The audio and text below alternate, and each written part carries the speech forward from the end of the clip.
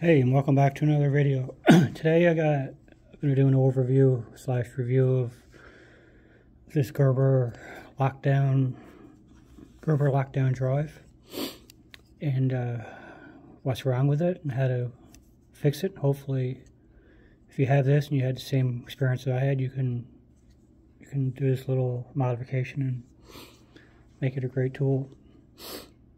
So this one, I bought this one probably 6 months ago. Got it on Amazon, paid about $50 for it, roughly, maybe 60.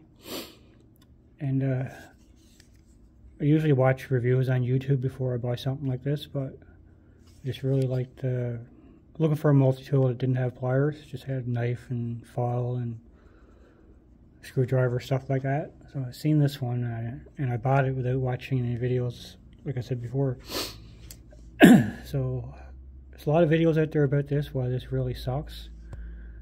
And I can say that these videos are telling the truth. This really does suck.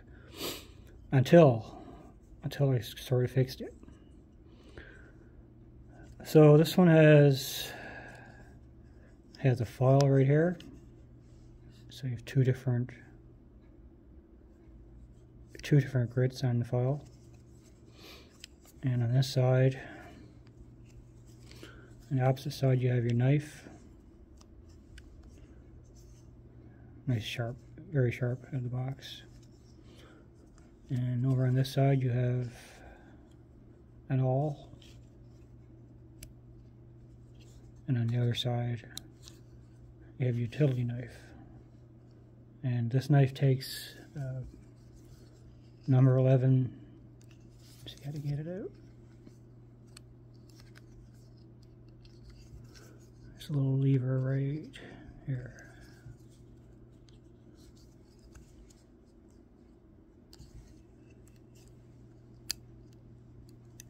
Let me see. So there's a blade. This is a number 11 X-Acto knife blade, and these blades can be bought at Walmart in the craft section. There's probably a lot of different places you can buy it. I'm sure you can buy them online. So this knife, every tool has a plastic thumb stud right here, and it takes away from how much real estate you have on your knife, on each tool.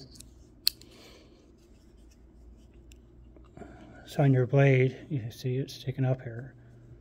So it kind of gets in the way, depends on what you're cutting and how you're cutting it, but it's not a huge deal. I can live with that. And the file, especially on this side, is a bit more of a problem because you only really have this much right here, this much usable space on it. This side's not so bad. So the big problem with this tool is that everything has a liner lock. And you see the liners right here in the middle. I don't know how well it's going to show up.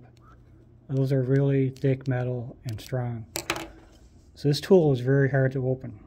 So what I would have to do is hold it like this. You need to press in and up at the same time. And when you get it open, it's even harder to close. I've seen some other videos and people have shown their closing this and they show their thumbs afterwards, and there to be a groove in your skin right here from so much pressure exerted on that to open it. So what I would have to do is I'd have to hold it like this and literally push in as hard as I can on my thumb on this liner to close this item, close this tool. And it absolutely destroys your thumbs or your fingers, whatever you're using to push in. So I was looking at it one day.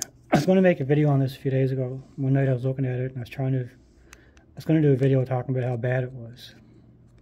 Then I sort of thought maybe I can mess around with it a bit and see if I can sort of fix it. So what I did is I took a pair of needle nose pliers. The smaller pair you got, the better. Grab these two liners in the middle here. Push them together. Gave them a twist one way and a twist the other way. Repeated that a few times.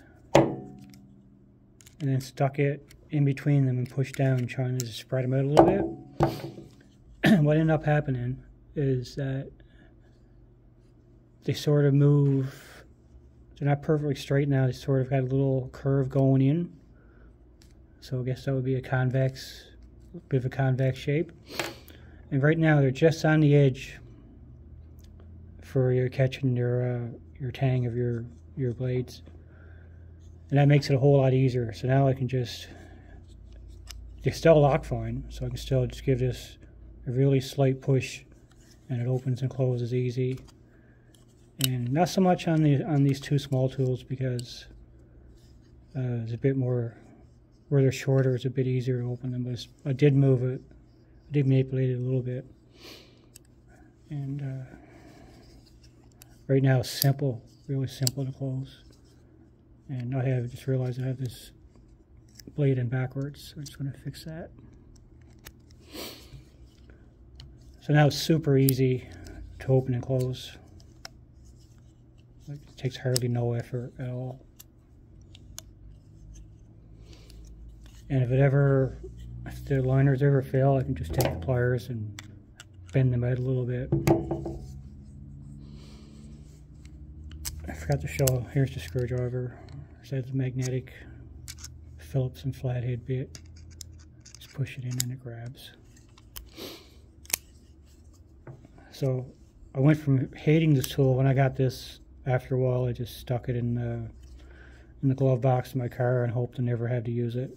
And now I look forward to using it. So I really like the tools on this. This knife is super sharp. And my favorite tool on this is definitely this, let me see, this utility knife right here. It's just number 11 blade. This is extremely sharp and an extremely fine point. This is amazing for opening boxes. It's perfect for that. Really, really precision cuts. And now that it opens and closes with hardly any effort, I'll definitely be using this a lot. So just with a little bit of tinkering, this went from something I absolutely hated to something that I really love, and I really enjoy carrying this and using this. So again, just to recap, open up the two longest tools. Here's your two liners right here. Needle nose pliers. Just grab them, twist it back one way, the other way. If you do that a few times, and you're trying to move them more to the middle, and that naturally puts that kind of bend in it. You want it just on the edge so that it catches. You don't want it to not catch, because then there's nothing holding it open.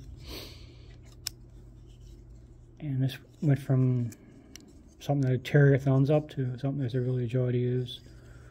So anyway, thanks for watching. Hopefully that's helpful. If anyone has this and frustrated with it, as I was at first, maybe found this video helpful. Anyway, thanks for watching. See you in the next video.